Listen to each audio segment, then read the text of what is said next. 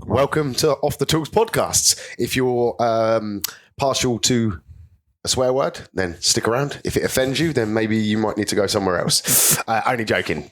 We try not to swear too much, but we do. We do swear. We're normal people, so we're just going to relax and have a conversation. I want to introduce a very special guest today. Some of you will know him, some of you won't. He started off as a client of mine, a mentee, so he come and joined Off the Tools Alliance, and over the past couple of years he has become a co-host in many occasions, in person and in Zoom and everything, and he's also become a friend. So Andy Jones, welcome to the podcast finally. 2 years overdue. Yeah, just a bit. We've been trying to get this done. You know how life is. Life's busy. But we're finally sat down. We're finally going to have a conversation. We're finally going to learn a little bit about who Andy Jones is, where he comes from, what he's been doing over the past few years to get himself and his business thriving. So, yeah, just tell us. Let's go back. Just tell us who you are now. So explain to the listeners who I am now. So I am a dad of two. I have twin boys, so that's where the twin son name came from, a little play on words. So it's TWINSUN, and that was done so we could implement some unique branding. So we have two sons on the logo, things like that. But essentially it was born from, I have two currently 5-year-old twin boys. But a little bit about me. So I have been a gas engineer for about, how long now? About 15 years. I've been in the trade and I've been a gas engineer for about 11. And then I fell down the route of becoming an emergency callout engineer. And I did that for quite a few years. And then when the boys came along, I sort of realised that this is not sustainable. It's provided a good life for me till now, but it's no longer sustainable. The going out on demand, weekends, evenings is not something you can really do with kids. So I thought I need to get out of this.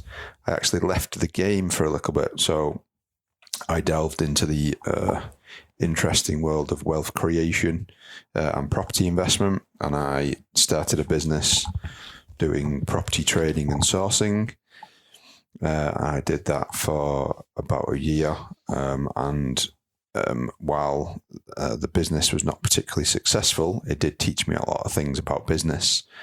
I'm sure we'll come back to this later, but one thing you don't learn as a tradesman is how to run a business, which is essentially the crux of your business. It certainly is, yeah. But what it did teach me is that how antiquated the trades industry is, especially the heating industry, and how by leveraging some modern systems and things like that, we can create a business to beat the rest, let's call it. Definitely. I'm going to slow you down a little bit there, Andy. Any of you that know Andy will know that Andy loves to talk, which is fantastic. I'm not taking a mickey there, but I want to keep it focused because I want to make sure that we're getting all of the journey. I don't want to just hear the highlights. I want to hear the early days. I want to hear a little bit more detail, more than just an overview. So it's given us a bit of a snapshot of what you're doing, where you're at. What I want to do is I want to take the people listening to this backwards. So tell me a little bit about how you grew up. What was your family life?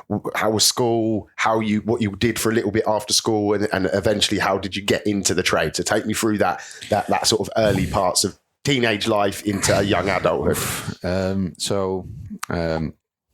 This is an interesting one actually when it comes to an upbringing side of things, because I had a very I'll be honest, a very nice upbringing, a very comfortable upbringing. I've got a brilliant mum and dad who are now brilliant, phenomenal grandparents. And it's always an interesting situation with that, because when you have a very nice, comfortable upbringing with a bit of conformity to the general system, go to school and things like that, I think it can delay some potential in some ways. So because you get conditioned to live that comfortable, normal life, But the reality started to set in. Probably there was hints of it when I was in school, so secondary school, where the ADHD traits were sort of showing a little bit. I always remember back when I was in high school, I would sit down to an exam and I would, fill in maybe the first page, and then I'd find myself just like, looking at that over there, looking at the birds outside, just daydreaming, and that was a bit of a common occurrence, I think, with my school report. He's a good lad, but he's often daydreaming, and I think that was the start of the entrepreneurial sort of thinking about things that I want to think about, I'm interested in, but not the task at hand. So in this case, it was school. After that, then sort of a typical teenage lad of not quite knowing the path that I wanted to do. So it became a bit of an elongated education journey. So I did, because I did so poorly in school, which is, again, probably ever so common among the trades. I ended up then having to do 4 years at a typical college. I had to do a foundational 2-year course before I could do some A-levels.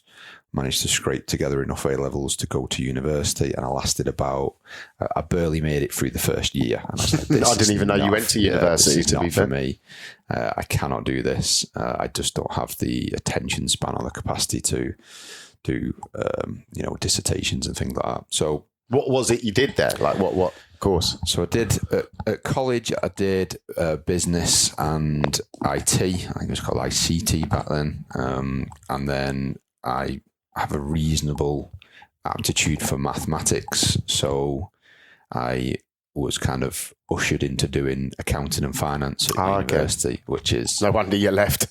For anyone who's even decent to mathematics, to try and do that, what you get taught at university, was just like, I can't handle this stuff. So I tried to continue down the finance route by getting a job in the finance department of a pharmaceutical company, which was about 20 minutes from where I lived. I lasted probably about 4 months there till I realised I can't do this either. And then one of my close friends had just gone and managed to get a place on a full-time college course as an electrician.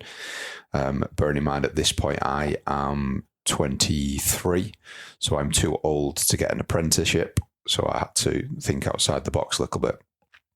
So I contacted the college, and they said they have one space on the electrician's course and one place on the plumbing course, and no word of a lie, I flipped a coin and it landed on the plumbing side, and then away we went. That was as simple as the decision making was for that. Fantastic. So I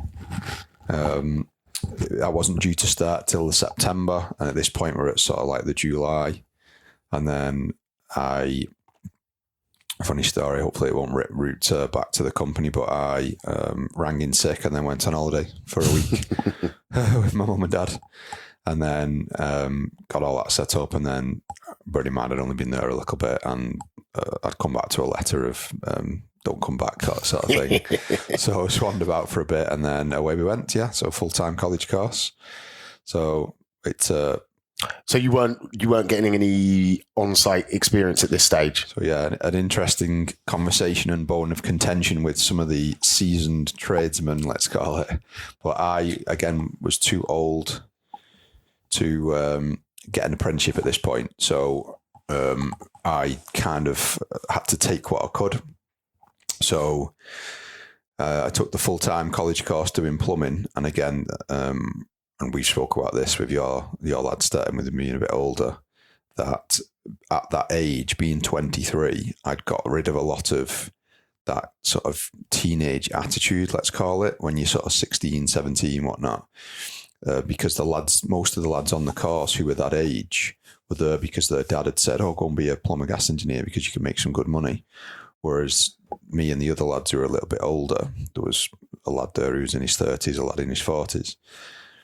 They've already made a personal decision to be there. And I think that's a substantial thing in this game, that if you can sort of move through those first few years post school of getting, through the shit and dicking around, so to speak, and then make your decision. Because I don't know any 16, 17-year-old lads who really know what they want to do with their life.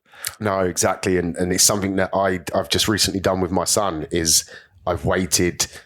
Basically, we put him on a football course for a couple of years, basically hoping that giving him that time, he will realise what he wants to do. And he's chosen to come into the industry now, but as an 18-year-old. So hopefully we'll have that little bit more maturity approach to it, you know? Yeah, so I definitely agree with that. And for as far as I'm aware, the lads who were 16, 17, when they started at least, didn't actually really make anything. There was only me and a couple of the other older lads who got somewhere with it. So I did 2 years there. I managed to get a job for a supermarket chain, delivering shopping in the evening. So it was a pretty long day. It was, 9 till 4 it was at college. And then I'd start the job at 5:30. So it was shoot home, throw some food down my neck, and then head to work. So I did that 3 days a week. And I was going to the gym in the gaps in between. And then, just ploughed on really for a couple of years. Mm-hmm. So then I did the 2 years of plumbing there. And then it was because I was so dedicated to doing it again, because I wasn't there messing around. I moved through the curriculum in about 18 months. So I had 6 months where I was able to start dabbling in some of the more heating side of things, with a little bit of time with some of the tutors, working on the stuff that you would normally then do out in the field with the gas side of things. And then when I'd finished there, essentially went straight out on my own, just doing plumbing. And I probably did then about, to go back to that as well, and this is where the lack of time on the tools can give you a dent. My first job on my own was swapping a kitchen sink and a tap, and it took me all day. I bet it bloody did. They're bad enough today. All day. And that was a stressful time to try and teach yourself stuff like that.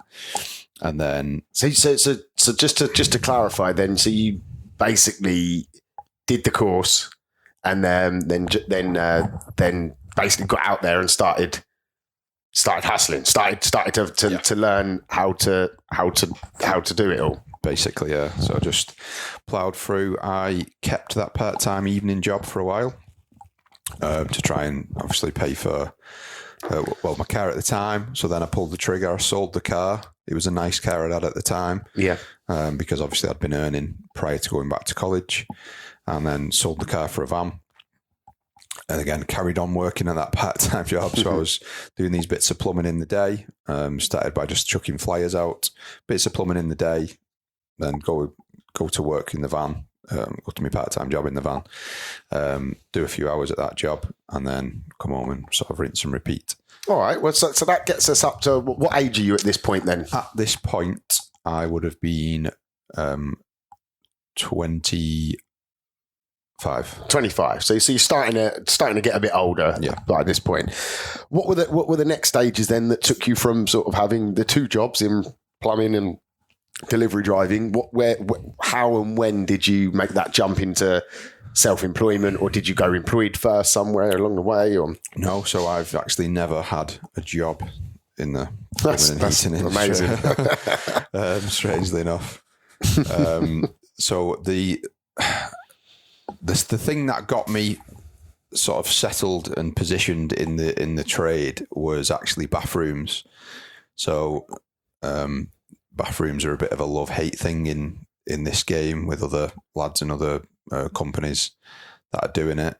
But the benefit, especially starting out with bathrooms, is it's the ability to you only need a few bookings worth of bathrooms, and the next thing you know, you're 2 months worth of work in advance. Yeah. So that was what I started to do. I had a lot of time available in the diary to do it, because again, the only advertising I'd been doing was just dropping out some leaflets, you know, get some Vistaprint leaflets and away you go. Yeah.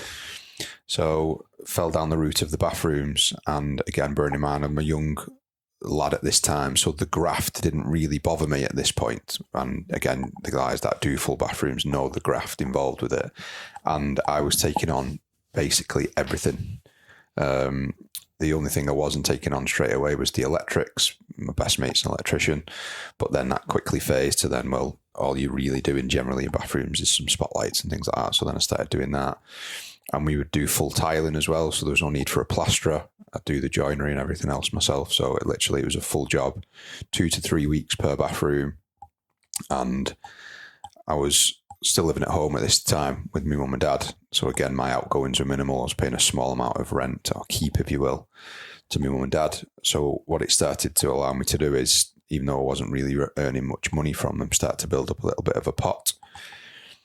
And then basically did that for about a year and a half, non-stop. I was actually I don't like to use the word luck, but the timing was right, let's say. A bathroom company that blew up online. The base was in Wigan. Okay. And they had a showroom in Wigan. And I started going in there to buy bathrooms for jobs that I'd had myself. And then they started recommending us as a fitter. Yeah. And it blew up from that. And then at one point, I think I had about 6 months worth of work booked in advance. Sounds amazing, but which seems great, but then you're making such again, if it wasn't for the fact that I was living at home with just a cheap paid for van, I obviously wouldn't have been able to sort of squirrel a bit of money away.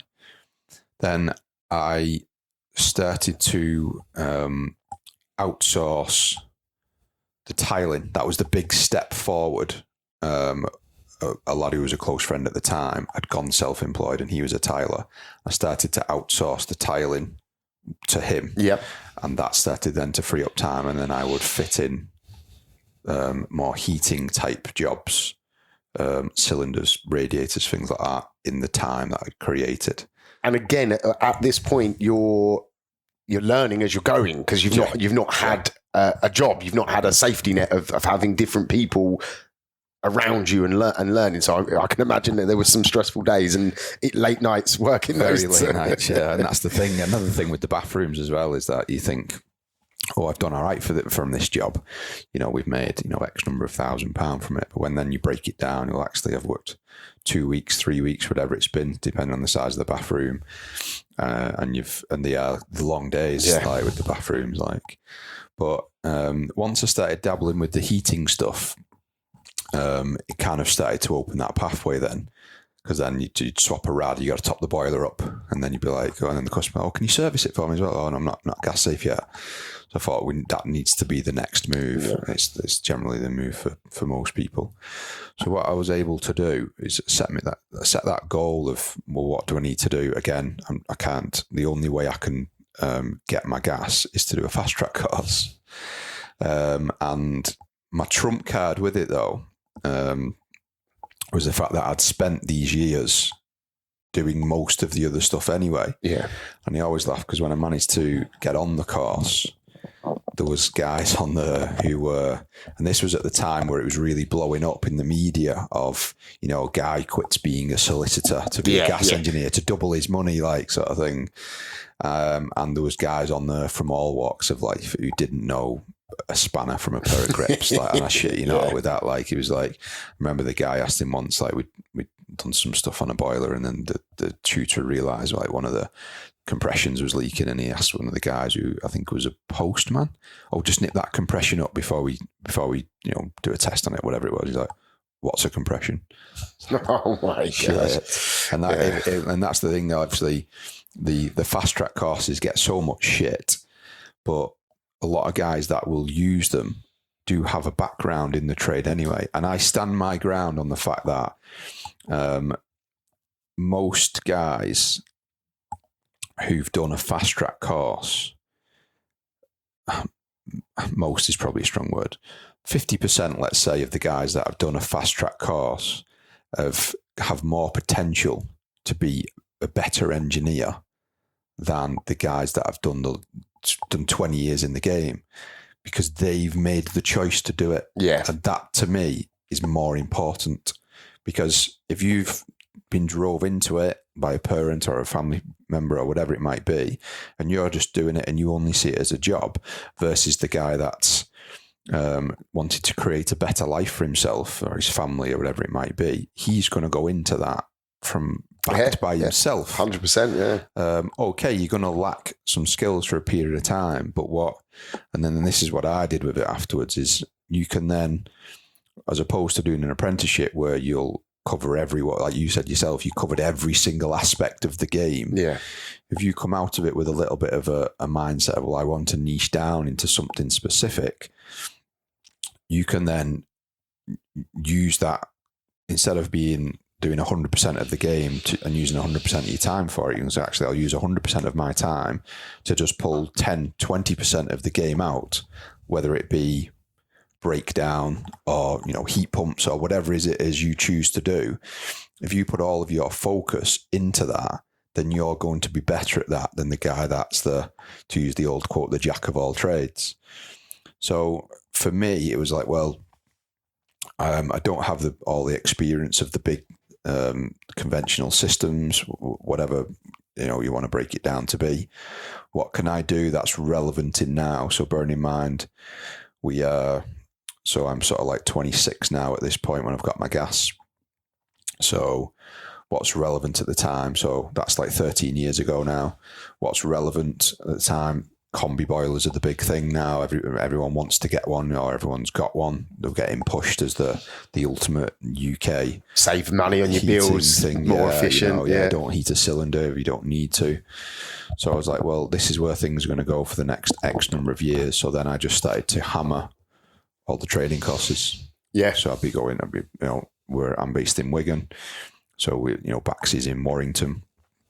Shoot down to Worcester, up to Valent in Leeds. So it's like there was plenty of options available. And I spent quite some time just hitting these breakdown service type courses, and went down the route of that. Thought if I've got potential, because with a slightly more technical background, with like I said, what I did at uni and stuff, maybe breakdown servicing is the better choice for me. And then hit that for a while. And then the next big shift for me is I met a guy called Martin Smith. Okay, let's just hold fire there for a second. I just want to jump in, and just something I've noticed, and it's very common, is everything up till now has been focused on creating the hands-on skills that you need to do the job. But you've worked for yourself now for a good few years, and you've not once mentioned any level of business training, any level of marketing training. I'm guessing you just didn't really think about that. You were just busy learning the skills and trying to get the jobs over the line just from your own natural sort of instincts. Yeah. So probably the most common denominator in the entire game, isn't it, is that and we spoke about this earlier, didn't we, that there's the bulk of everyone's energy is always going to be to becoming a better engineer or the best engineer you can be. But there's never any input. And that has a snowball type effect, because as I said before, there's probably less people that traveled the path that I did, because it was a bit scattered and going to college and that. Most guys who are in the trade that I've spoke to and I know have usually done it from school. Mm-hmm. So there becomes you haven't had anything business related because you've been in the game since you were 16. You've learned from a guy who didn't have any business training, who learned from it, and so on and so forth. So, and it just goes on from that. And then you might do a little bit, you might do some flyers or that. But again, the standardized growth in the game is word of mouth. Yeah. And everybody wears it. The older guys especially wear it like a badge of honor. So that's what gets passed down, isn't it? To be the best engineer you can be good at your job, charge fair, be nice to people, and in time, they will pass your details on to other people and so on and so You forth. hope. Yeah, that's how it used With to a be. wish and a prayer. The game is different. So yeah, I just wanted to be clear on that. So you mentioned that you then met a gentleman called Martin Smith. So do you want to just explain a little bit about how that changed the route that you were going down at that point? Yeah, so I actually met Martin through a guy called Lee. Unfortunately, Lee's no longer with us, but Lee lived very close to me, and we would cross paths in the gym, things like that. And he was a gas engineer as well, and he was doing his own bits of emergency plumbing in Wigan. And he was doing work for Martin Smith, who owns a company called EPHG Limited, which is an emergency call-out company, which is now national. And Lee was saying, "Oh yeah, I do these bits of work. I'm getting a bit busy myself. Do you want to get in? Do you want to get involved in it?" So I started doing some, and then what I actually ended up doing is I got so invested in it so quickly, I actually pulled the plug completely on the bathrooms and went full tilt into the emergency plumbing as well, but mostly emergency boiler breakdowns, burst pipes, things like that. And like I say, built up a good, strong relationship with Martin, so much so that I essentially became the main engineer for the Northwest for EPHG. And my days would consist of doing back-to-back emergency call-out work around the Northwest. But I actually, a funny story, I can't remember for the life of me what year it was. I want to say it was sort of 2017. I actually won an award, which was Emergency Plumber of the Year. Oh, wow. And again, never knew that. I still get some random phone calls that, I mean, obviously I don't answer the phone much anymore, but I still get some random phone calls that have come from the back of that. Really? If someone types in emergency plumber in a certain location, it still sort of somehow SEO triggers something.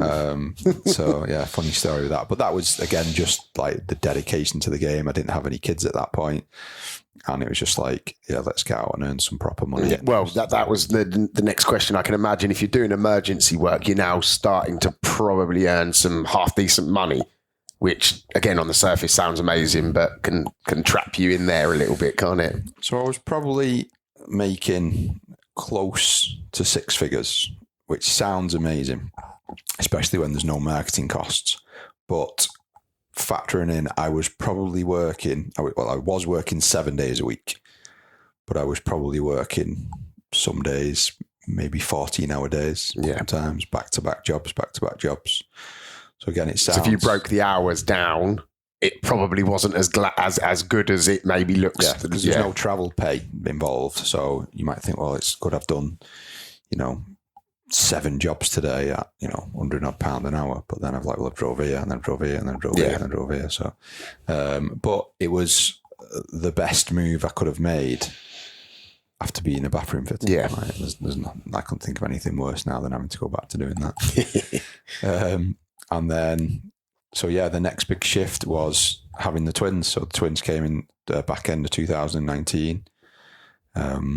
They were a bit of a battle before because they're the IVF babies. So that started to take up some personal time, and that was probably the start of it. And then when they came, to note a key point, obviously, having twins becomes quite demanding, especially with nightly feeds.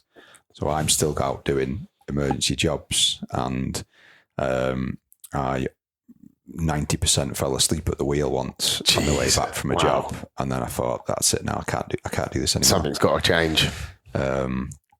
So then again, while that nearly six figure sum sounds phenomenal, once you knock those hours down, so removing all the evening, nighttime stuff, because I used to go out at night a lot as well because the pay went so high. But then that was writing me off, so I couldn't do the feeds. And then again, you start to get down that realm of, well, do I really want to be going out and not seeing, spend a bit of time with the babies and whatnot? So then your pay went like sliced in half, essentially, then, if not more. And I was like, shit, I can't like sustain this live the anymore. lifestyle At this point as well, I got a decent house, I had a car, not anything special, but I had a Civic Type R and a newer van, because again, like you say, the lifestyle of earning that kind of money. But again, it switched off at the drop of a hat. So I sold the car and whatnot, and just to keep them costs down, I was like, well, actually, no, we're going to end up in a bit of a spot here. I'm going to end up back doing all these emergency work. Which comes back to what I was saying before. It reached that point, so we've come full circle now, but it reached that point where I was like, right, okay, what can I do to create a bit more stability without having to work all these hours? And I felt like I'd fell out of love with the game, and I think it was just out of love with what I was doing, that particular avenue of what I was doing. Yeah. And then again, an all too familiar thing with lads in the trade is the thing about property. Because obviously when you work for yourself, you don't have a pension. Most guys don't have a pension. So it's how can I create a pension? And that's how then most guys go down the property route. Well, if I can make enough money to have an extra pot, and then I can buy a couple of houses by the time I'm at retirement age, then I'll have these 2 houses that are giving me a trickle of money, or I can sell one of them, or whatever it might be.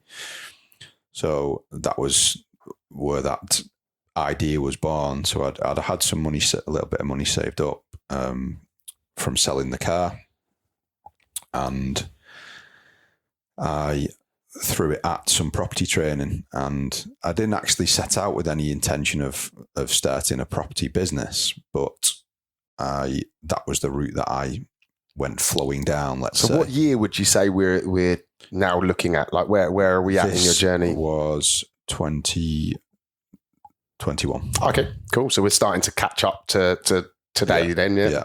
So the boys were sort of toddler kind of age then.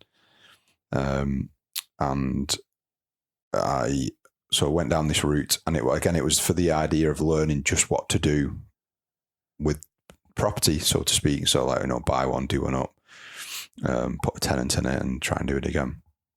But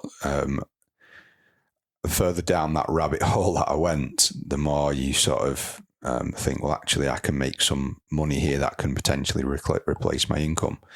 And again, we've spoke about the wealth creation industry many times, and it's a bit of a minefield to negotiate. But again, as I said before, I did set up a business doing that and made some money doing so. But it was the realization number one was actually,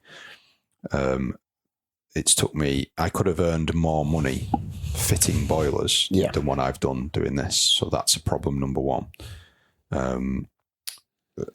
Problem number two is it is a tricky industry to navigate, and again, so then I'm also like lots of sharks amongst in that there as well. People are very apprehensive of anything like that. So it's like, well, one, I can earn more money doing what I already know, and for all intensive purposes, it would be easier to penetrate that market. So, and again, I continued down that route for a while, and it wasn't so much with the intention to make money from that point. There was a specific point in time, and I don't know when it was exactly, but it was about a year down the line from starting the property stuff. I was on some mentoring at the time, which was about 6 months into. And I was like, actually, all this stuff that I'm learning, I would be better setting up a heating business and implementing it into that. So bearing in mind this time that by now I was completely removed, 18 months completely removed from the heating game, I would do the odd emergency job if the time permitted, but I was obviously trying to do this other stuff. So I was doing a lot of house viewings, doing a lot of meetings, Zoom calls, investor calls, things like that. And I was earning enough between doing maybe one job a week and doing the property sourcing to just pay the bills, essentially. So then I spent the remaining 6 months of the time under the guise of the mentors, just trying to learn. So to go back to what you were saying before, trying to learn what I could in that time frame about business. And not so much the back end stuff, because anything like you're saying, like with property, it's very much the front end and how it's represented and delivery of certain things. So rather than the back end numbers and profit and loss side of things, it's all about like systems and processes and scaling and things like that. So then the seed was sown then. And then it became, so then fast forward to the end of that mentorship. And then, so now we're in the back end of 2023. And then what I then did is I remortgaged my house, and I was able to pull out about 30 grand and went full tilt. So set up the company.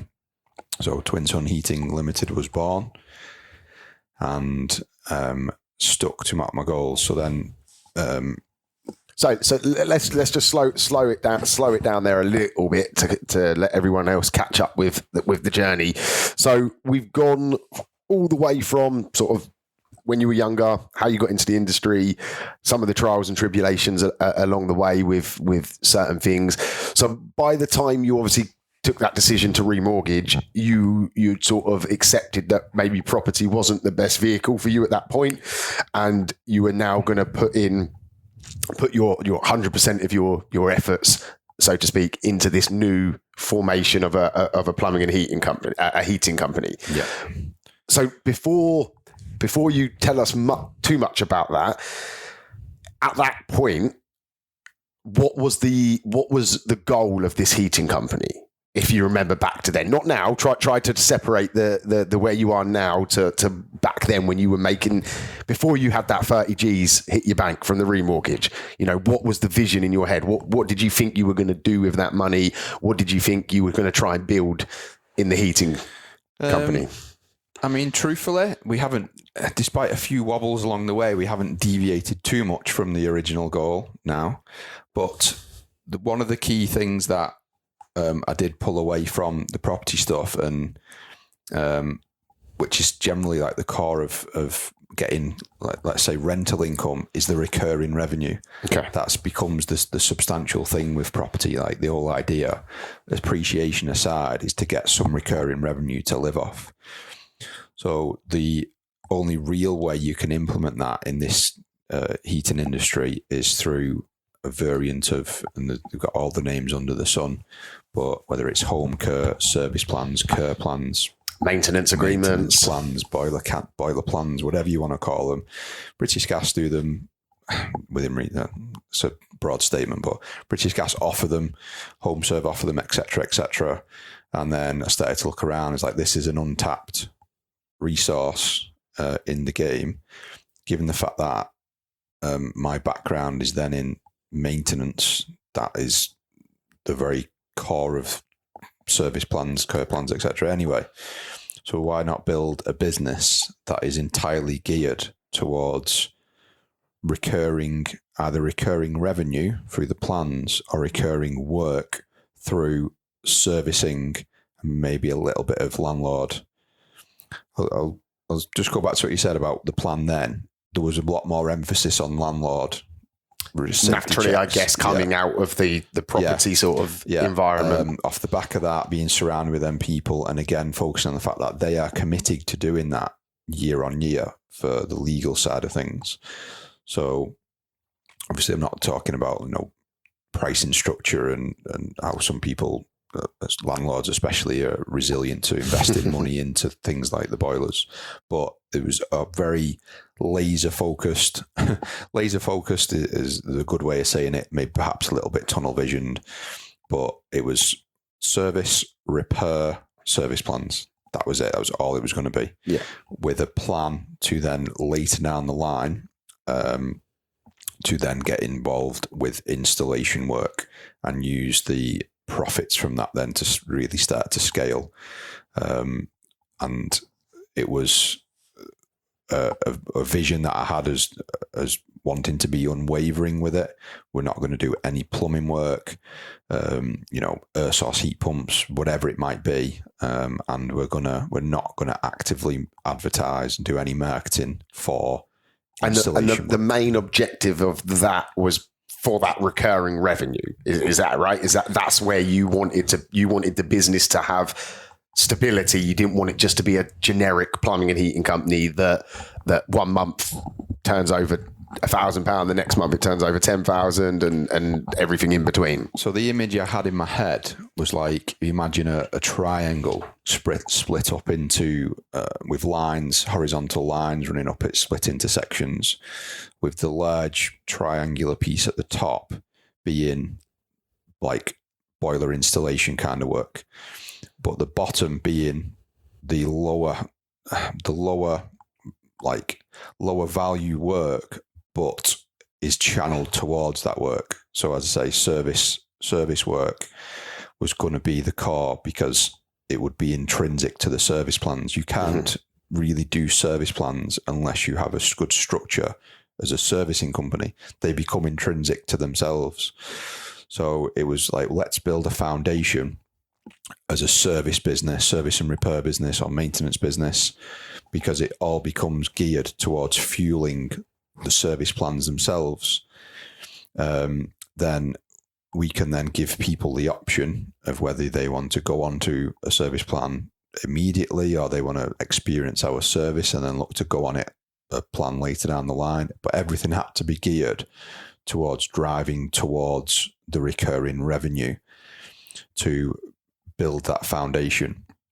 That was sort of part one of it. Part two of it, again, while installation does provide the larger chunks of profit, because they take up more time in the engineers' diaries, customer acquisition is going to be much slower when you're doing installation work. If you've got a system conversion, you're taking 2 to 3 days to do it because you're converting it, putting some rads on, whatever it might be. You might only be able to do that, and then maybe a combi swap, whatever, that week. You might only add 2 to 3 customers into the diary. So that's not going to fuel you very well later down the line. Very true. As opposed to a service business, especially service and breakdown. Obviously, breakdowns tend to take a little bit less time. You can do 5 to 7 jobs a day. Potentially, you're adding 5 to 7 jobs, customers into the job management system and then into your CRM. That's going to then compound, which is again why I mentioned that reverse sort of triangle model of building that foundation. The more customers you've got in your job management and CRM, the more customers you should be able to get moving forward because you've got more customers to market to. And again, to go back to what I just said, if those customers are born from naturally recurring revenue-based work, like servicing, landlord safety certs, etc., you're going to help to stack the business year on year, as opposed to just putting the boiler in. If you're a company that isn't geared towards looking after that boiler once you've fitted it, you put that boiler in for that customer, you're not going to do a new boiler for that customer for 10 12, 15 years. Yeah, very true. Very true. So you're going to be fighting that fire constantly of, you might do, let's say you're geared towards putting boilers in, you do 200 boilers that year, you still got, but you don't touch servicing, you've got to find another 200 customers for the following year. You might as well just, start again from scratch. You've made revenue, generated revenue, but you haven't created those customers.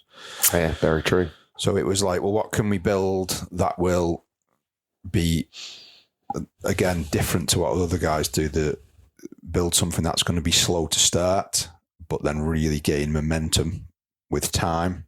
And then, again, that recurring work will fuel the future engineers. Again, a common problem of people wanting to take guys on, but then, well, I've not got enough work, or I haven't got the flow. How do I do it?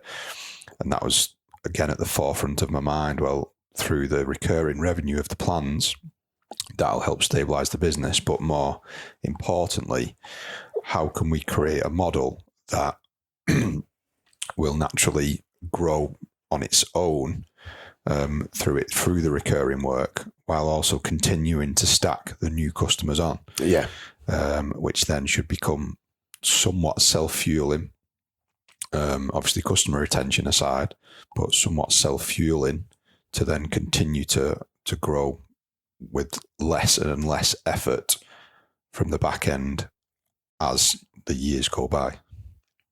Makes sense. So obviously then you had that was at the forefront of the business. That was going to be the services that you offer, the reasons why you've just explained to us. So what, when you actually took the steps to do that, so you borrowed some money, you set the new limited company up. Obviously at that point you've got no real reputation because you've been out the game for a little while. How and what did you do next? Because it's not easy, but to get some money, set up a company, do what with, take us through that sort of first 6 to 12 months really of establishing Twin Sun Heating in Wigan. So, and again, obviously you know me well enough to know me right now to think, well, my mindset and attitude towards it was, especially in the realms of marketing, and it hasn't actually changed that much to this day, but it's more is always better due to exposure and market penetration that you might not get with one particular type of marketing. So more is always going to be better. Granted, some avenues are going to be more fruitful than others, but more is almost always better. Unless obviously then it's making a loss, a long-term loss. But it was like, okay, what can I use this money for? So obviously first thing was to obviously get the website and the plans and everything like that set up and built out. So I instructed a company that was familiar with doing this stuff. They made a start doing a website, which we still have today. It's changed a little bit over the years. It's not an amazing all singing, all dancing website, but it's very clear, it's very concise, and it's all linked in nicely with the plans. Does the job very well, in my opinion. And as a company, so we use a company called Built for Trades, and they have been a great company. They are very, very responsive to any adjustments to it. And just, the customer service has always been a 10 out of 10 for me for them. As I say, there's fancier looking websites out there, but as it does the job. And I say the customer service side of things is great. So it was getting that done first, getting the service plan stuff ready. And then it was getting, logo design. So I did the classic jump on Fiverr and get a relatively basic looking logo done, which is still quite similar today. It's just it's evolved a little bit. I got a proper designer to change it and tweak it, and it's very pleasing to the eye now with some colours in it and things like that. But that was again just budget things, like get something cheap, get a logo out there. And it's a very similar logo to what I had for the property trading business anyway. Just obviously it's been updated and tweaked to suit the heating business. Hit that, and then made a start on getting some marketing. So did the classic, primitive type stuff, and then it was long nights trawling. So just quickly, really. Not everyone will understand that term primitive. Do you want to just explain what sort of primitive?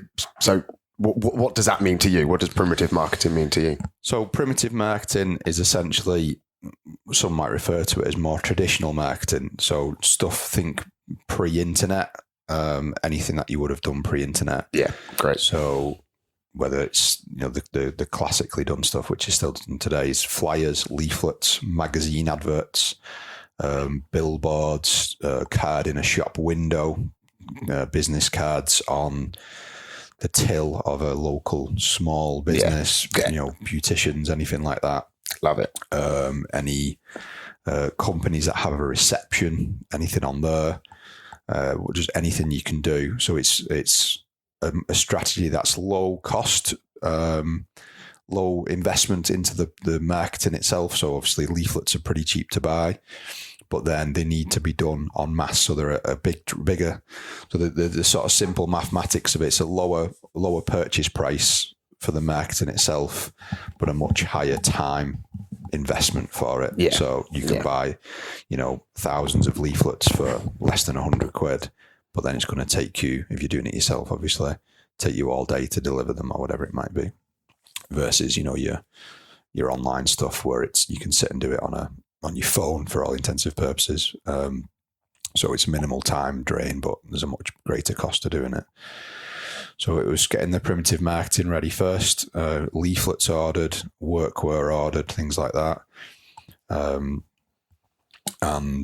I'd say then trolling the internet as to what the platforms are, the lead generation platforms that we're still a big advocate for today, because we're still on almost all of the ones that we got involved with at the time. So just doing Google searches for, things like boiler service Wigan, boiler repair Wigan, boiler repair Northwest, anything like that.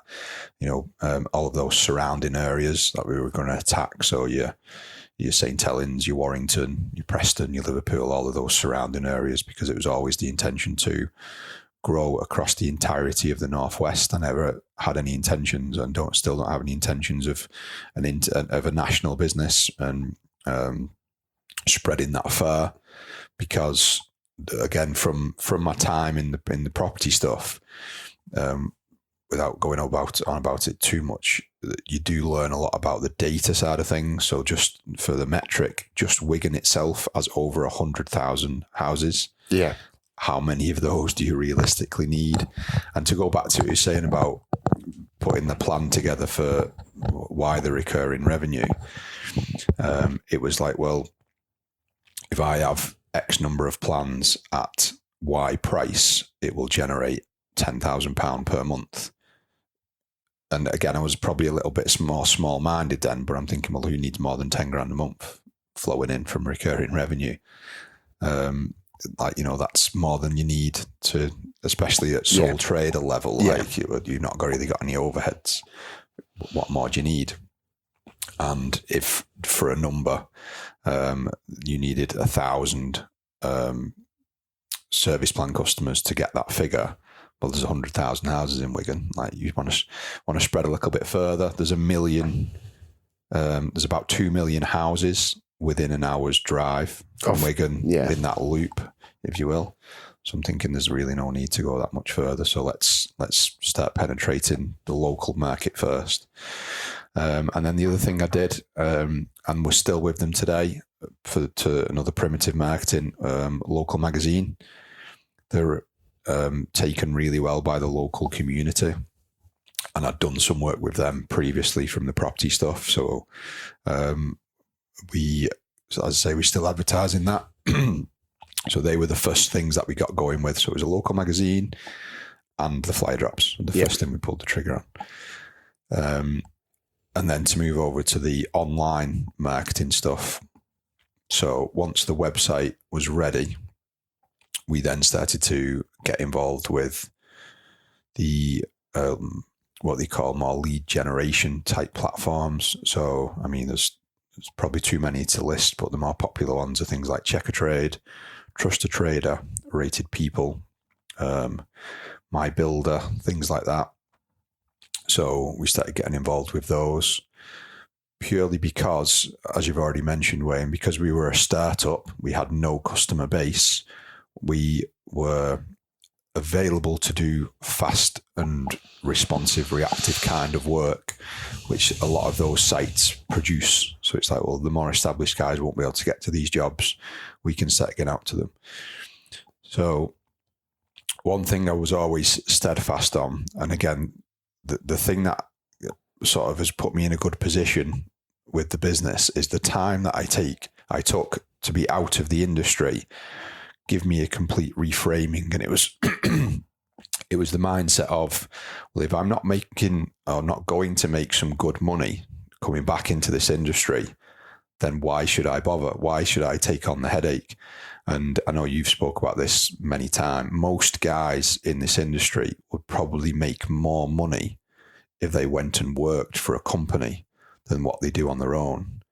So it was like, well, if we're not going to make some strong money, there's no point in me doing it. I might as well go and work for British Gas, clock off at the end of the day, not worry about getting back to that customer, or, asking someone for a review, whatever it might be, and then not having to pay for my own van to drive around in. It's like, well, I'll go and work for British Gas. I'll have a British Gas van. I can still buy my own car. It'll be like a normal job.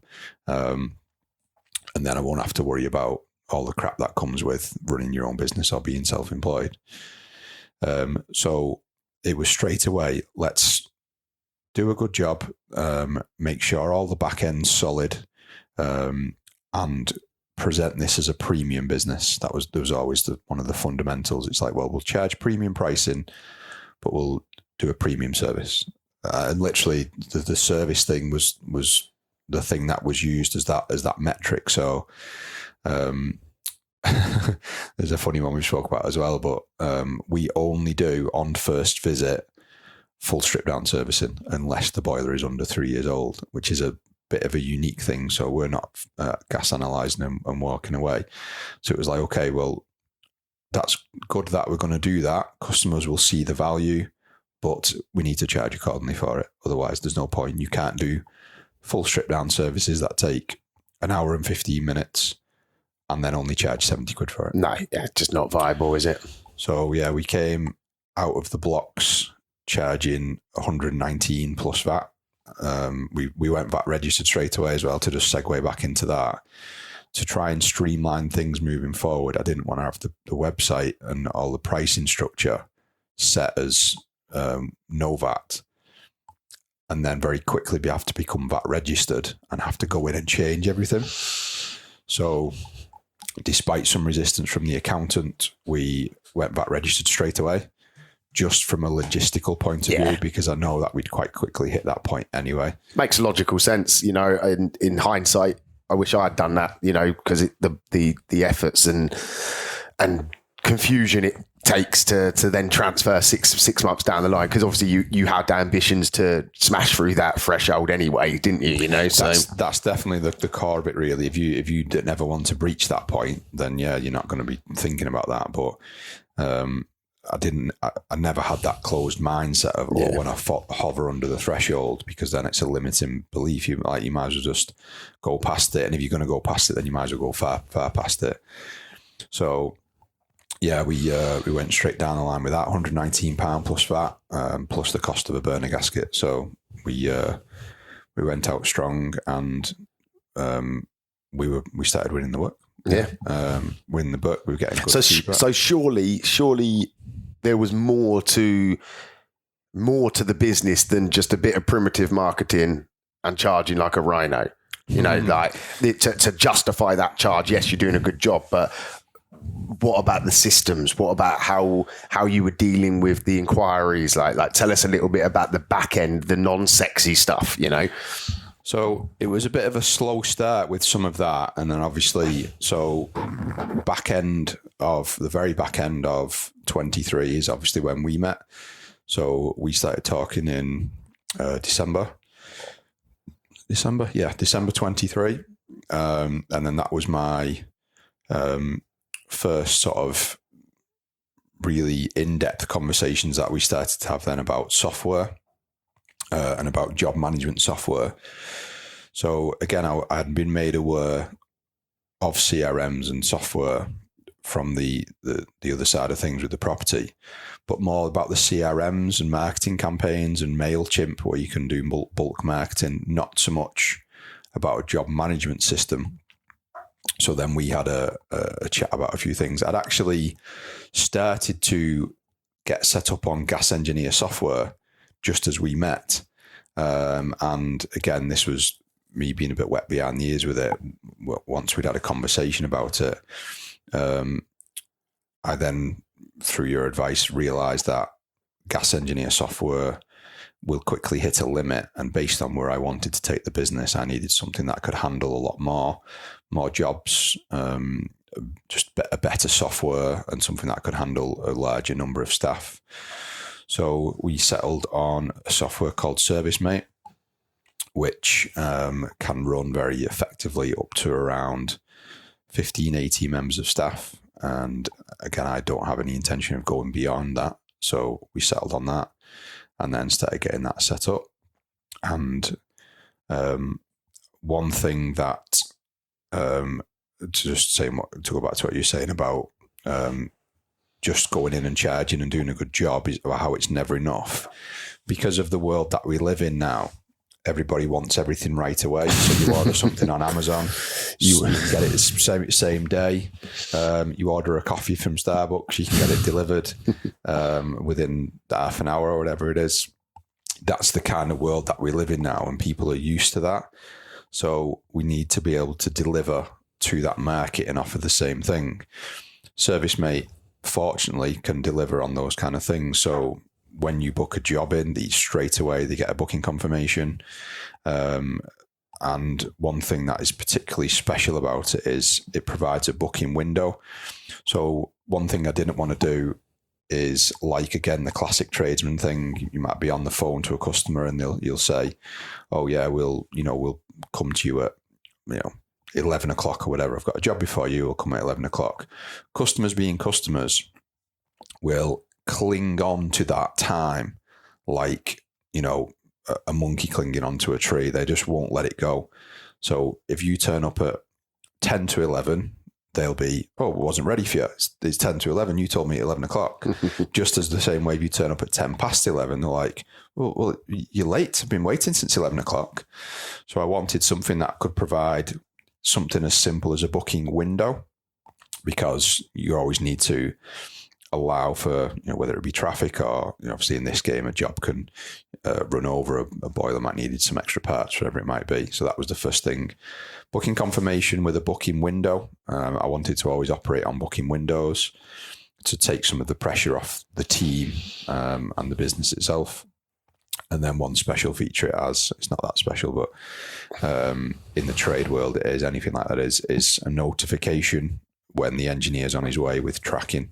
And that is probably still is one of the most fundamental aspects for the customer side of things that allows us to charge the strong pricing and customers to be able to understand why we do it, because it's again, but sorry to jump in, mate, but to justify being a premium business, you have to be doing stuff that is different to average Joe, to be that superhero pro, don't you? Yeah. Average Joe down the road who answers the phone in his van and writes your address down on a bit of paper and says, oh, I think I'm available Friday afternoon, I'll come then. There's customers for average Joe, which brings me on a little bit to that customer avatar thing. What I quickly realised is doing things the way we do, some people appreciate it and some people don't. So again, there's a customer for every type of business. So that average Joe who's only going to charge, 70 quid for a service, but give you an ambiguous date and time when he's going to come, some people are happy to do that. Generally, that's elderly people because they're retired, so they don't actually. They're not particularly bothered about the booking windows because, I'm in all day anyway. Yeah. So that allowed us then to start to target that kind of market a little bit more. So again, the customers being customers who want things right away.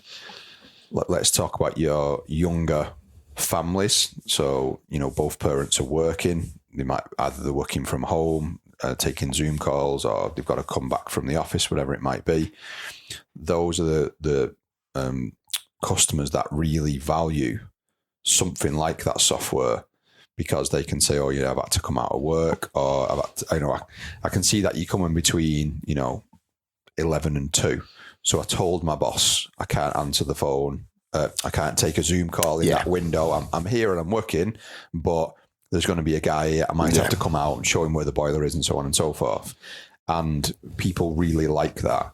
And again, the reason I wanted to really effectively implement something like that is, again, that all becomes intrinsic to the model, the compound growth model. Like it's all right me having this vision of a recurring model that's going to stack year on year, but if you can't retain those customers, the model will just fall apart and it'll fall to shit. So we needed something that customers go like, okay, this company is a bit more expensive, but this is the service that they're bringing. while we were still on the phone, we got a booking confirmation with a booking window. We got a reminder the same day that he was coming. We got a notification to say he's on his way and he's going to be 22 minutes, very specific. We could track him if we wanted to. All of that allows them to tell the boss they can't take the phone call or nip to the gym because it's making it easy for them to use you, isn't it? Rather than all of us have used tradespeople where, they don't ring you back. They give you, I'll try and pop in Friday, 4:00 on a Friday evening. You're like, where are they? What's going on? And then they say, oh, sorry, I couldn't come. I'll have to come next week. And it's so frustrating, especially in today's modern, fast-paced world. Yeah. It's ever more important, isn't it, to respect these people's time and make it easy for them to use you. And that's probably one of the bigger failings from like the average Joe kind of guy. He's still operating in a way that was you could do 10 years ago. Yeah. You can't do it anymore because people, like, except for the elderly people who are more familiar with that time, people just won't accept it anymore. Yeah. And then you're going to get beaten by a company that does offer it. So I'd say that there'll be cheaper companies, but there's people for them and then there's people for us, because that recurring model, you'll get people go, well, I could have got it done cheaper, but there's a trade-off now of, well, I know exactly when these are coming. I'm kept in the loop. Yeah. They answer the phone, for Christ's sake, when I ring. The phone. But yeah, and then obviously we started getting more into the realms of working together at the beginning of 2024. So am I right in thinking that when you joined the one-to-one program with me, didn't you? So you were having a monthly one-to-one session with me, is that right? Yeah. So we started out doing the monthly one-to-ones, didn't we, on the Zoom? Yeah. But me being the ADHD in me struggles sitting in front of that Zoom call for an hour and focusing my time on it. So we had a good chat about it, and then we switched to doing your in-person days instead. Mm-hmm.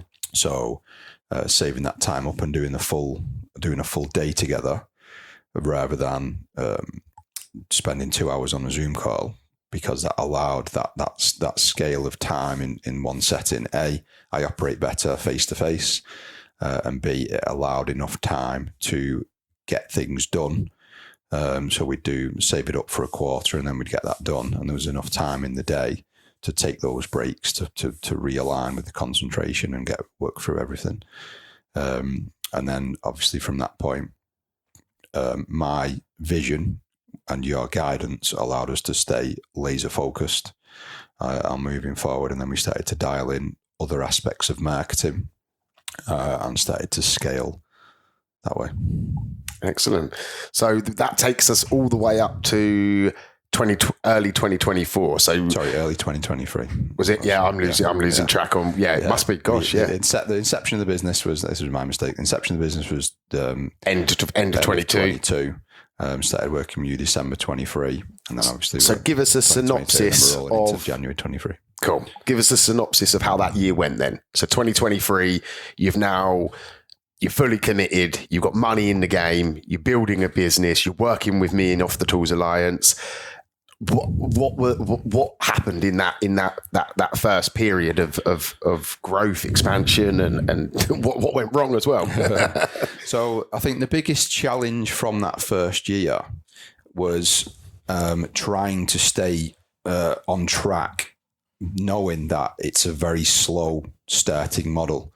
So being so niche with the line of work that we do, so turning away general plumbing work, initially turning away fitting radiators and things like that, to double down on the service and repair side of things, that was difficult and started to become a little bit frustrating, because you're just not going to start moving at speed.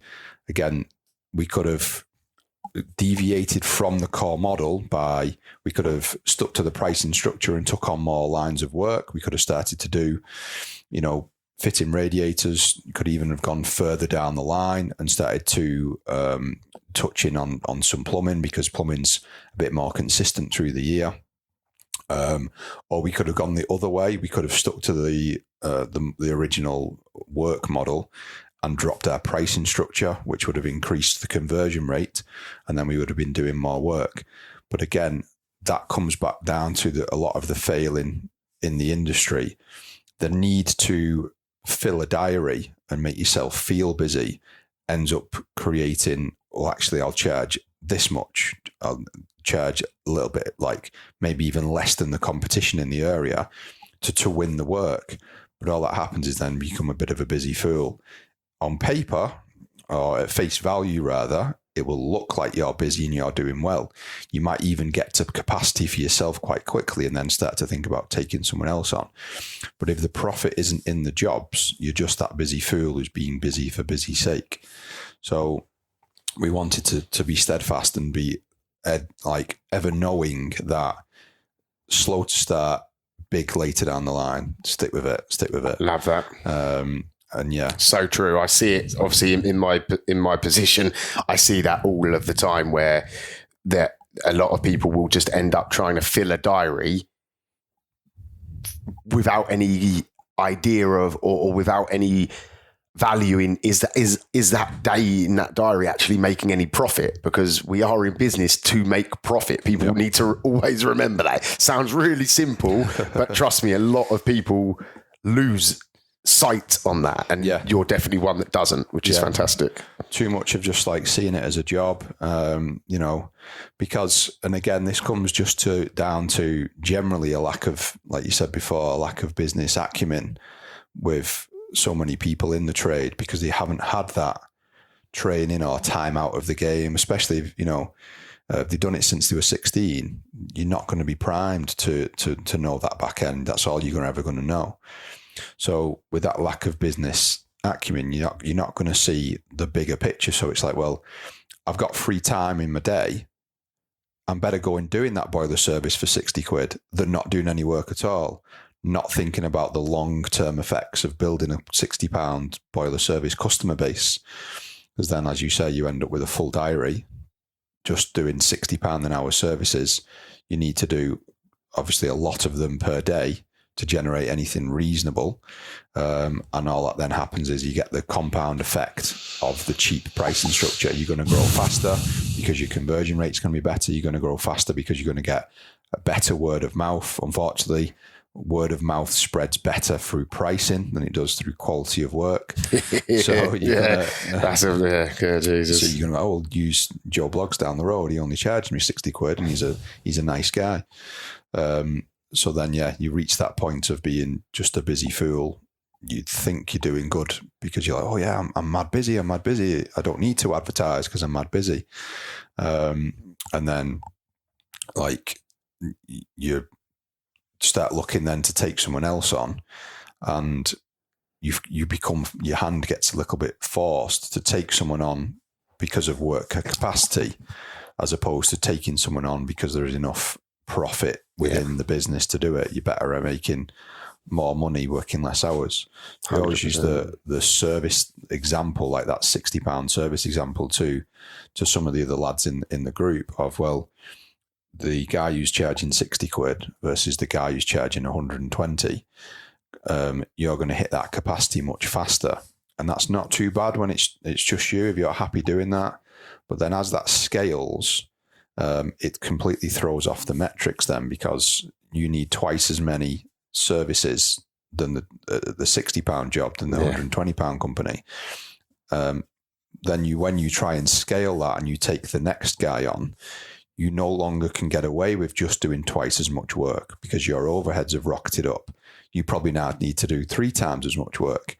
And that just compounds and compounds and compounds until it gets to a point where you're a company that's just got guys out on the road who can generate 80 grand a year, and he's costing you, 80, he's turning over 80 grand a year, 60 grand after tax, etc. And he's costing you 60 grand to put him on the road. So then it's like, well, actually, there's not actually any point in doing this. And that's why so many guys will scale up to 3, 4, 5, 6 lads, scale back to themselves and an apprentice or the son, whoever it might be, and then say, well, actually, I'm making the same money or more for doing a lot less. doing less. And that's like not because building a business is fundamentally flawed. It's because the way you've done it was wrong. You know, my I've been beating this drum about pricing for 6-7 years, and I do understand that it's tough out there, and I do understand that if you've got to put food on the table, you've got to put food on the table. But fundamentally, most people, I don't know if you would agree, are just building themselves the hardest job in the world rather than building themselves an actual business. So creating that job is just creating an anchor. Whereas if you build a business, you're building an asset, aren't you? Yeah. And it's sad to see. It honestly is. Like, I see the insides of lots of businesses. I get people, even people that I don't work with, I see under the hood because they ask me for advice, send me documents to look at. And so many just aren't making the money they deserve. And back to what you said an hour ago or whatever it was, a lot of them would be better off employed for the hours that they work, for the time they put into it. So it's great to hear that you had that strong mindset around the pricing from the very beginning. So to get back onto the timeline, because I appreciate, we both can wander off in different directions. So I want to keep this timeline going. So let's fast forward to the end of 2023. You've had a year established by this point. You've worked with myself. You've been part of the Off the Tools community. You've brought to obviously the experience you had from the property industry. What was the business looking like at the end of that in essence, first year of trading? How did it go?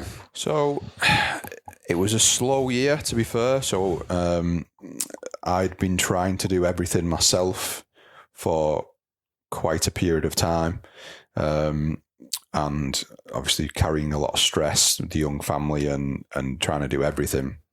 So again, the software started to help. And then by this point, we'd implemented a virtual assistant as well. Just explain a virtual assistant. Is that like a call answering service and stuff like that? Yeah. So obviously there's different levels of what you can achieve from call answering services and VAs. So you might have one that works directly for you, more of a PA role, or you might just use one of the many call answering services that are available. And basically the role is to, again, as little or as big as you want, but it can be from as simple as answering the phone for you, or then they can also delve into booking in jobs for you. And like I said, you can, some guys will use people that they know to do the same thing.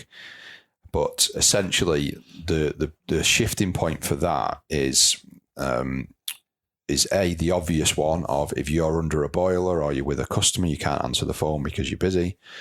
And the other one being, it's the professionalism that it provides. So as I said before, by going back registered, going limited, charging the bigger pricing structure and representing everything as if we were a few years ahead. And that's always been a core thing for me. I always want to, as a company, present that where I want it to, what I want it to look like at face value in 2, 3, 4 years, as opposed to where it's at now. And that all started with VAT registered limited and having someone other than an engineer answer the phone. Yeah, very important step.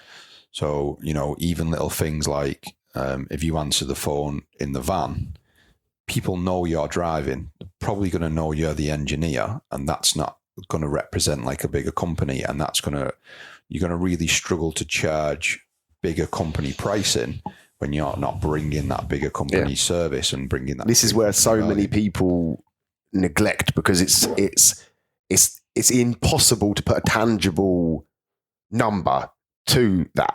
Yeah. To having a simple call answering service. It's impossible to know what that does. But what it definitely does is it's just one extra perceptional view of your company being bigger, stronger, more professional than average. Let's use another name, Average Pete, rather than Joe. Let's leave Joe alone. Poor Joe. Joe's getting some shit today. Sorry to jump in. So that was one of the first things you sort of delegated. Yeah. So obviously delegation was always on the cards with this business, wasn't it? Yeah. So to segue a little bit off that current topic, again, while I'm good at breakdown, I was always, and I still say it now, I was always a pretty average engineer.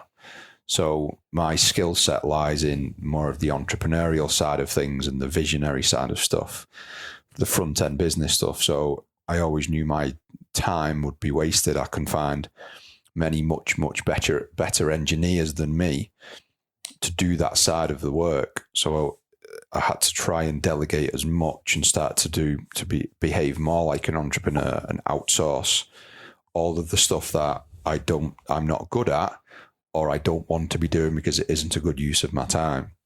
So answering the phone is never a good use of anyone's time in this game, because, like even the sole trader boys, your gas engineers, you shouldn't be wasting your time answering the phone, in my opinion, because all of the other stuff we've just spoke about besides, you're a master of your craft. Let someone else answer the phone and speak to customers for you while you carry on with your work. But so that was outsourcing, physical outsourcing, number one. Obviously the other outsourcing was the software itself, because it's sending out stuff that people would do manually. So, some guys who are maybe a little bit more advanced than a piece of paper, they might put something into a digital diary and then manually send a text to the customer to remind them. Service Mate's doing that automatically. So again, it's freeing up some headspace. Software, and then VA next. And then to go back on topic, it had been a bit of a slow year, mainly because the building of the business and doing all of the other stuff took up so much time because of where I wanted to take it. I was unwilling to put too much time out on the tools. And as you refer to it, I needed to make sure I was spending enough time on the business, and spending too much time in the business would have killed that off. So I was very compartmentalized with my time with it. So I was doing 2, maybe 3 jobs most per day out on the tools, usually in the afternoon. And then I was doing the business back end stuff, whether it had been a training call with you or just helping, like learning the software that we was using and getting a bit, looking at competitors, doing some marketing, even doing out some flyers myself, whatever it took to start to drive forward. And then obviously by this point we're rolling into the winter then, and then naturally you get some sort of free momentum, so to speak, as we know in this seasonal game that we're in. We got some free momentum that started to push us forward and gain traction. And I did spend a bit more time over the winter with a much fuller physical diary. Yeah. Because we'd set that deadline together of we need X, Y, and Z in place before September, October, so that it will allow me to just get out there and do some work and let the back end that we've spent so long building do its work. Yeah. Rolled through the winter, got stuck in, servicing work, converting customers onto service plans. And you don't need to be precise, but do you know roughly what sort of numbers you had got signed up at this point to the recurring service plans that was the core of the business? We was probably about 100, maybe 100-ish, give or take. Yeah. So a good solid start then to that new business. Really, I did spend a period of time where we was trying to position it so that, again, like British Gas, of like kind of the only option to the customer was become a service plan customer. Yeah. Tested that did allow that spike. Obviously we did lose a lot, but it allowed that big jump forward to get that magical first 100. And then obviously naturally through a busier winter, we was able to start to add a decent amount more as we passed through the winter, which then again allowed us to start planning the next steps of the business, really, which is, as always, first engineer. So brilliant. So would you say that was a successful year? Did you feel like you were making the progress that you wanted to make? Maybe just not as fast as you wanted. So I knew, and we knew that it was a successful year at face value. Yeah. And from an engineer perspective or from a sole trader mindset perspective, it wouldn't have looked like a successful year. Yeah. Because we, for a period, were running at a loss. So we're spending money on marketing and software and things, but not bringing that money back in. But again, the very nature of the business, we were always geared towards that longer term goal. But yeah, the marketing really started to kick in, so to speak, as we rolled into that winter. And I did forget to mention before, talking about full-time engineer, we did already have the 2 subcontractors involved at this point. Yeah. So they were mainly dealing with the inevitable overspill of installation-based things that would come from the work. So let's say, for example, we'd go out to do a service or a repair, and customer would have a radiator that wasn't performing, for example. So we would then get the subcontractors to fit new radiators. So yeah, we went through the winter with me, service and repair, the VA operating, the software operating, and the 2 subcontractors doing a mixed bag of work. While I ensured I stayed laser focused, because I was mindful I didn't want to lose that work, especially if we were serving new service plan customers, but I didn't want to be delving down that route of doing it.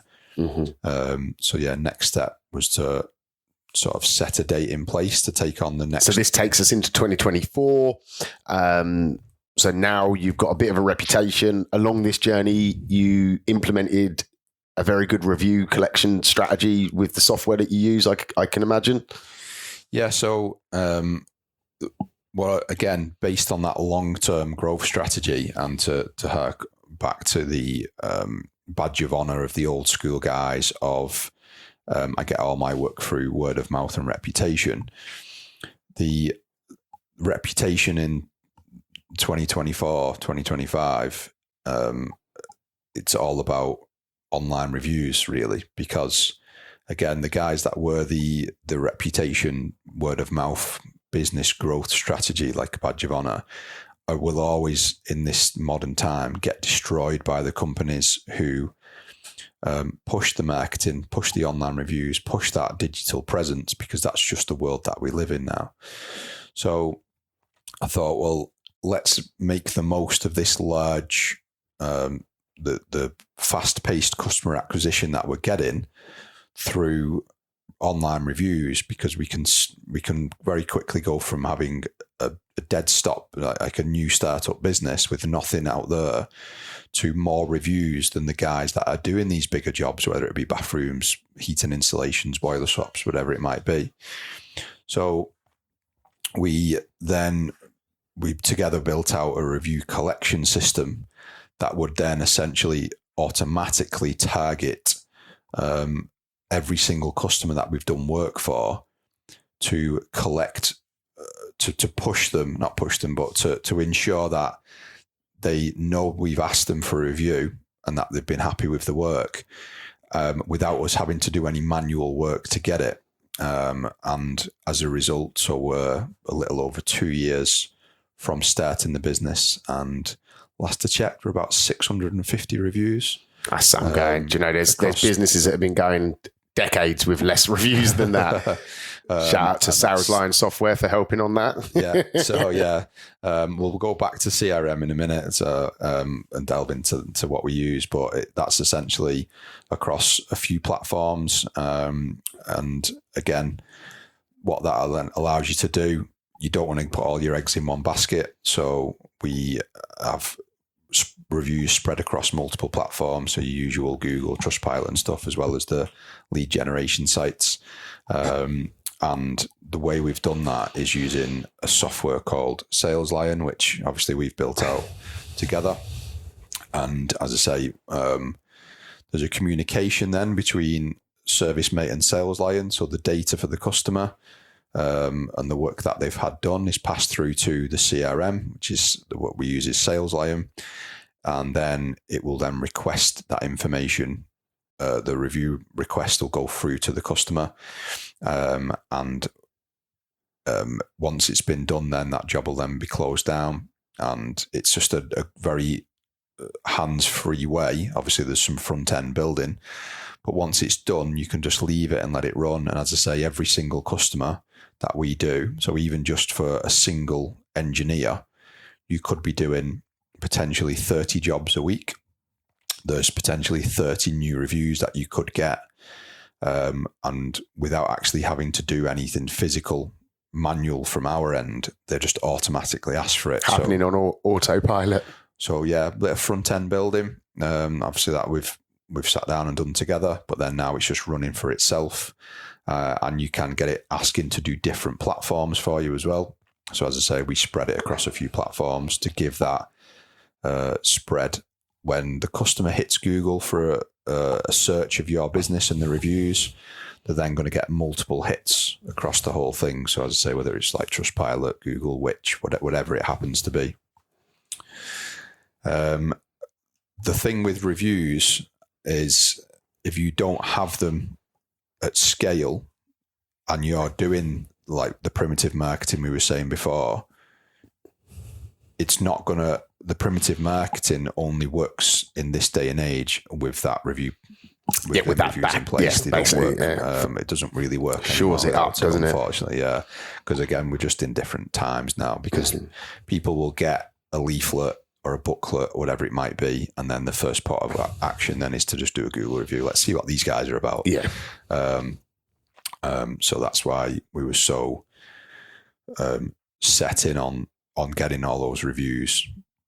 To help bring everything together for the brand, but more so, I've always been very mindful of starting something from new. You're going to be coming up against these more established companies, and getting a combination of the larger customer acquisition and the heavy review requesting allows us to hack that essentially. And as you said, we've got more reviews now than companies who've been doing it for a decade. Yeah, that's fantastic. We're the market leader in our area on one platform in particular. And as I say, naturally, in my research days, I was obviously looking at the age of the businesses that I was competing against. And there's some that are on there that have been established just on that platform for 10 years, like you say. Yeah. And you're now top of the pile. Love that. Domination. That's what we want. Dominate that local area. Okay, so you took your first employee on. We did. So we're in 2024 now, beginning of the year. We set a start date for the engineer of 8th of April, and he would be a specialised service and repair engineer to obviously continue driving the business forward at its core. I interviewed quite a few guys, to be fair, and so many were just general guys. And it took me quite a while to find someone who had spent the last 7 years just doing service and repair. And one of the tricks that I implemented, again, advice that I took from you, was that I spent 2 solid weeks out in the van with him every day, not just to show him the software that we use, but just to make sure his goals were aligned with us and what we do. And again, so I could get a feel for the kind of guy that he is. That I think that's been fundamental in setting that precedent moving forward. Yeah. About how we greet the customer on arrival, certain etiquette in certain ways of shoe covers on when we're going in and things like that, and just obviously making sure the customer's fully aware of it. Customers get a welcome pack when we arrive and things like that. So, but yeah, he's turned out to be a really great guy, and he's now my lead engineer out in the field. Excellent. And so obviously that's freed up more time for you. So over that course of 2024, what what were you doing? How did the business perform? What was the growth like for you for it? So then, and this is something that obviously everyone needs to be prepared for. There's always an awkward transition phase when you take on a new engineer, because especially that first full-time engineer, because the idea was that he would not take the work that the subcontractors were doing, because he would be a dedicated service and repair engineer whose main line is doing that and the breakdown side of things as well. So that inevitable lull that you're going to get is, and most guys will have to wade through this and try and prepare for it, is they're essentially going to take on all of the work that you was doing. So there becomes that you spend that couple of weeks with that engineer, and then you let them go on their own, and then you find yourself, okay, what to do next? And again, that's probably one of the challenging things, is just that constant pivot, because I'd gone from being 50% back end, 50% front end. Then I'd gone through the winter of, 90% front end out on the tools, geared up, got my engineer out, spent a couple of weeks with him. So then that was pretty much 100% on the tools, teaching him, showing him how we do things. Then it went from 100% on the tools to 100% back end again, because then I let him go on his own. So then it was then getting that back into that side of things. And then just again starting to look at the business and how then we're going to drive forward and essentially repeat the process, because that was then the plan for the first few years. The plan was going to be scale by taking on a new engineer every year around the same period. So spring, summer, that window of spring, summer, take another engineer. And again, while to some people that will probably seem like slow growth, some people probably see it as fast growth. Again, one of the things with the service plans is there is an uplift on revenue based on versus the work input, because a big part of anything home care service plan related is the customer is, it's like you when you put any kind of care plan in place, whether it be on a mobile phone or on your car, whatever it is, a large amount of that value is born from the peace of mind knowing that a repair will be done should it need to be done, but it doesn't always need to be done for the first year or 2 years or whatever it might be. And that's kind of the crux of it. So there is an uplift in value without the same value of uplift of demand on the business, if that makes sense. So it was that's the model that we're going to scale at that rate. So we're going to spend the first few years taking on one engineer a year, based on adding X number of service plans per year to maintain that stability in the business and not overload anyone. Very strategic direction there. I love it. Yeah. And then so we went through the summer with just the main engineer and the subcontractors. And then as we started then to approach service season, and I made a lot of, so to stay on timeline, I made a lot of tweaks to the back end over that summer period. So we improved the job management software a little bit. We spent a lot of time but tweaking Sales Lion CRM to make it better than what it had been before. Now that we had that greater capacity, and we also had the next steps of the business in our sites, got a lot of that dialed in, and then we sort of started to get into service season then. So then obviously then the role for me shifts again back to around 50-50 at the beginning of service season. And then obviously then as the weather started to turn, so around sort of November of 24, we had some really cold spells. So again, there was a pivot towards being a bit more on the tools. And then just accepting that there is an element of this trade. A big element of this trade is that it's seasonal, and you've got to be able to. Part of the challenge is being able to pivot. So, like I say, be willing to not be out every day just so you feel busy during the summer, getting all of the back end tied in and gearing up towards. And if you like being on the tools, then you dive out in the winter and you get stuck in. But again, my mindset and my vision has always been, well, let's use the seasonal nature of the business to allow you to plan far in advance with the growth. So we looking to take on the next engineer now in the next few weeks to month.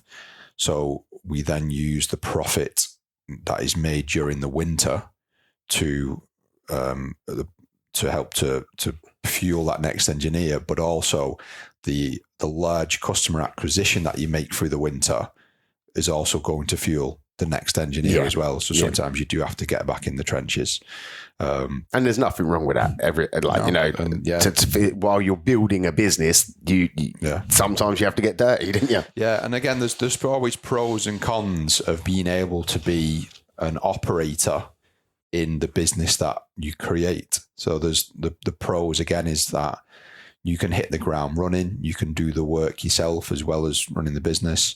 The cons, and I imagine this is something that you run into so much with your clients, is you find it difficult to then remove yourself from being the operator. So like say you can leverage it at the beginning, but the challenge becomes can you be willing to remove yourself from the business and fight the lure of, well, actually, I can go and do that combi swap and get 800 quid or whatever you charge for it. That lure is strong. That force is strong, I tell you. To throw them tools in the van, go and nick that 800,000 quid for doing a boiler install. It's hard. There isn't really anything other industry where you can do things like that. Like you can be sat at home, drinking a coffee on your computer, and then a job comes in that the team's too busy to take. So you go, well, I'll go nip out and do that same day call out breakdown and get 200 quid or whatever it is for it. But you have to always be mindful of, well, that's good. And if you need to do it, that's great. But is that going to drive the business forward? And okay, there's going to be times where it does because you need that revenue to make those future moves. But if you're just going out there and making that money and then you're going to use it for yourself. Not actually go and buy it, that new pair of trainers because with that money, then you're not going to. It's pointless doing that. You might as well not bother doing it. Other than that personal gratification. So to fast forward, I appreciate we've been talking a long time. This is probably the least amount of talking that I've had to do on a podcast. So it's been absolutely amazing. I want to make sure we get to the complete journey for where you are right now. I presume we're going to do one next year as well and see the success that you're having. So overall, just summarize 2024 and early 2023 to give us a snapshot of Twin Sun Heating and Andy Jones now. So 2024 was a sort of reset year of get my head back into the business side of things, realign. We've now got that full-time engineer taking on the work that I did. And again, to use those figures that I was saying before, when I was 50% back end, 50% front end, now that once I took that engineer on, we'd already geared up before and put the extra marketing in place. That engineer then became 100% front end. And that's where we've seen the big shift then. So we've started to essentially we was doing twice the amount of work then once that engineer started, plus the work that I generated the year before. So now we're starting to really see that momentum. So that taking on one engineer per year is probably going to, the time frame is probably going to be shortened as we move forward. Because we're past the point now where it's really relevant that we're only 2 years old, because we've been so aggressive through various means, the software and the reviews and the way we've attacked the business, that we're now operating better, way better than a lot of the businesses that have been around 10, 20 years. So as I said before, we're now just about to take on another engineer. We now have a premises, so we've got an office space where the next hire after this engineer is going to be a full-time office and admin person. That will then allow me to do more of the growth side of things, and again just carry on doubling down on the service plan work, because that is again still 2 years down the line the absolute core of what we do. And where are we looking? What are we looking at number wise? Obviously, again, it's personal. You don't have to be precise, but are we in monetary value? Are you willing to share any sort of numbers of where you're at the moment, or where you're heading? Or so we've just hit a 6-figure amount. Wow, already per annum for the service plan customers. That is amazing. So that is some aggressive growth. That is fantastic. And what's the next target? What are you aiming for? Or is the sky the limit with this sort of recurring? The sky is the limit with it, really. The next, again, being transparent, the next target really is, and again, this is one of the main reasons why so many guys do service plans, is to try and match the burn rate of the business. So if anyone doesn't know what the burn rate is, it's essentially what it costs you to have the business operating without anything coming back in and taking off that amount. So that's the next big target for us. Because that was, once you hit that, you're then in essence, for those that don't maybe understand that sentiment, is if he matches his burn rate, which includes all of his salaries, all of his overheads, all of his marketing, all of that, then the recurring monthly revenue will pay all of those bills, and your business is basically operating, and anything you do on top of that becomes, in essence, pure profit, doesn't it? Yeah. So, like say, for an easy number, your business's burn rate is 20 grand a month.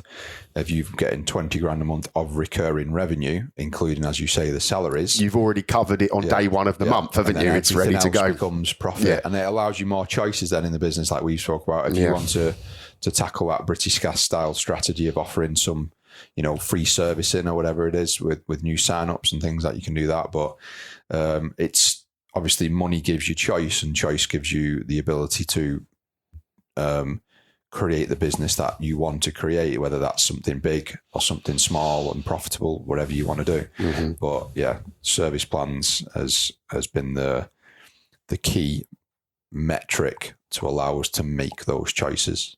And it's amazing to see how you've stood firm with it, because I can imagine there's been some moments where you just maybe would want to go back to more traditional, a bit more, we'll do that plumbing job. We'll do them radiators. We'll do a bit of everything because I need to fill that diary up. So to resist that is very, very hard. And I'm sure, hopefully, I'm sure you do. You have that confidence in that model that, yes, short term, it may be a little bit more painful than it could have been. You could have maybe took some easier paths, but over the next year, 2 years, 5 years, that's where you'll see all of the repayment of these sort of more tough moments. Is that right? That's the one, yeah. So it has been tough. You're right when you say it has been very, very tough, because there's always been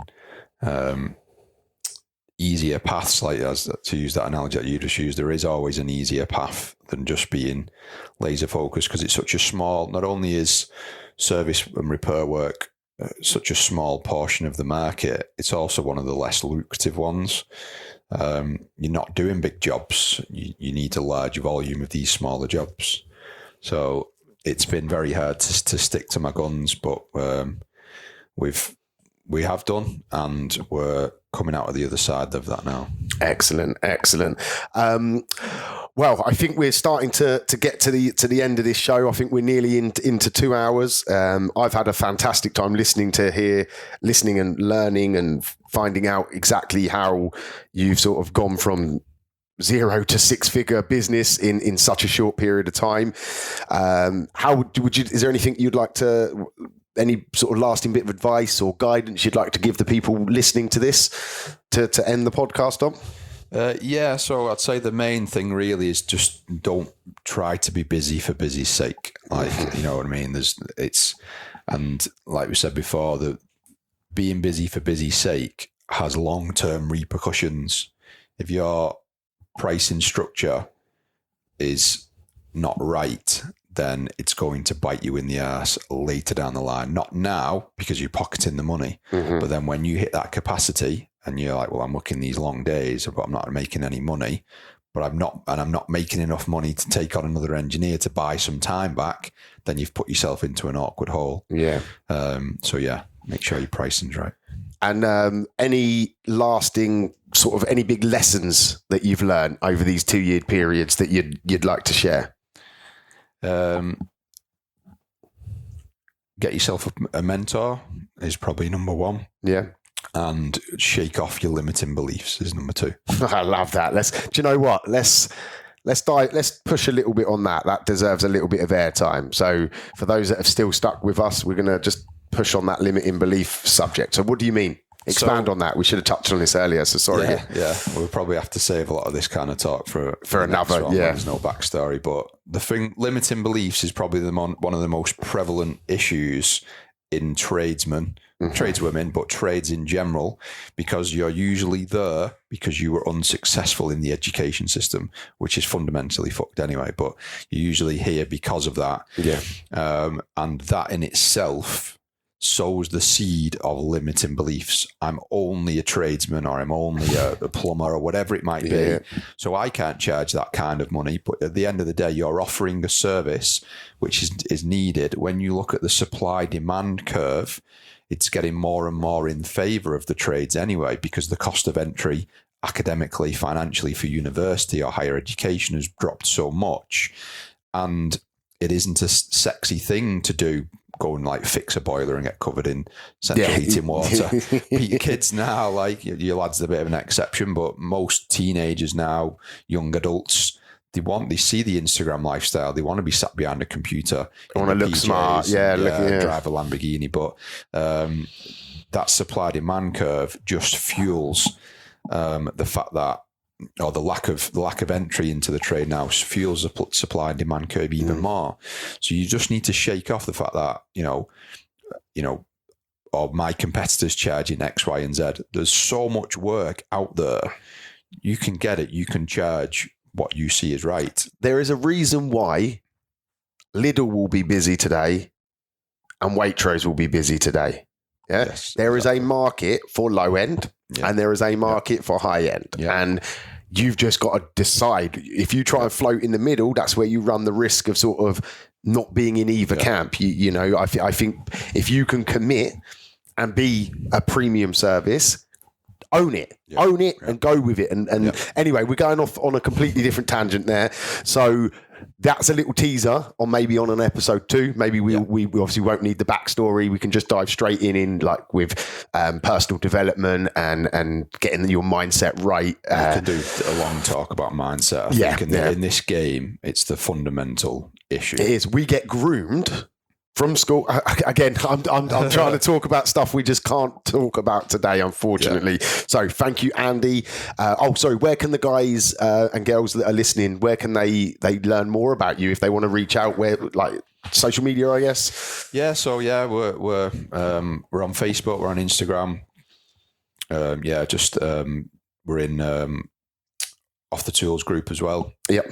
So if you want to join in the Facebook group and just reach out, or if you want to reach out to Wayne and connect with either of us, just drop one of us a message. And if anything's perked your interest, just about business and how we've got to where we have in 2 years, from a dead stop, or a dead start rather, just reach out. I'm much like you, Wayne. I love to give back and try and break that limiting belief we've just spoke about among other trades, men and women. So if anyone wants to reach out and chat, just connect with us on one of those. Excellent. Well, thank you very much, Andy. It's been an absolute pleasure. I hope everybody listening has found some value, found some nuggets of gold in there, because I certainly have. And if you are in business at the moment or looking to go into business and you want a bit of help, you want a bit of guidance, please look at Off the Tools, www.offthetools.co.uk. It isn't just the Wayne Show, okay? The group is 40 plus strong at the moment, and you are getting people from all walks of life, all over the UK, all at varying levels, from startups to £1 million businesses, and we help each other as a community. We help guide, we help avoid common mistakes, and we help support each other. So please, if you are in business or want to be in business and you want to not do it on your own, please head over to the website, offthetools.co.uk. Thanks again, Andy. See you all on the next episode.